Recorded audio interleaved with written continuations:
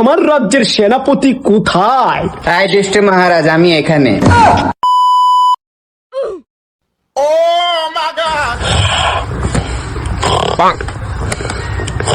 মহারাজ, এই মহারাজ, এই কে কে কে কে কে কে কে তুই কে কে কে কে? মহারাজ, আপনি এদিকে ঘুমাচ্ছেন আর আপনার ওইদিকে ধন নিয়ে পালাচ্ছি। এই মন্ত্রী মশাই, কি বলিস? আমার দম তো আমার সাথেই আছে। মহারাজ, আপনার রাজ্যের ধন সম্পদ অন্য রাজ্যের সেনারা নিয়ে যাচ্ছে। কি বললে মন্ত্রী মশাই? আমার রাজ্যের ধন সম্পত্তি তোমার চোখের সামনে দিয়ে নিয়ে পালাচ্ছে, তুমি কি তাদের কিছু বলনি মন্ত্রী? মহারাজ, আমি ছিলাম একা, তারা সঙ্গে নিয়ে এসেছে সখা।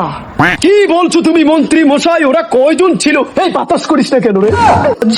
ওরা 10 জন ছিল আর আমি ছিলাম একা। ও হ্যাঁ মন্ত্রী মশাই, ওরা ছিল 10 জন, তুমি ছিলে একা। তোমার মতো ভিতর ডিম কিভাবে তাদের মোকাবেলা করবে, এটাই তো কথা। মহারাজ, আমাকে কিন্তু বলবেন না, মহারানী আমাকে পেয়ে অনেক খুশি। মহারানী মন্ত্রী খাড়ো।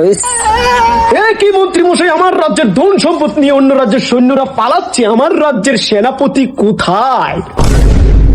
আয় দুষ্ট মহারাজ, আমি এখানে। চি চি মন্ত্রী, হাতের তালি দেওয়া তৃতীয় লোককে করেছো আমার রাজ্যের সেনাপতি। এই সেনাপতি, আমার রাজ্যের ধন সম্পত্তি সব অন্য রাজ্যের সৈন্যরা নিয়ে যাচ্ছে, তুমি কি তাদের কিছু বলনি?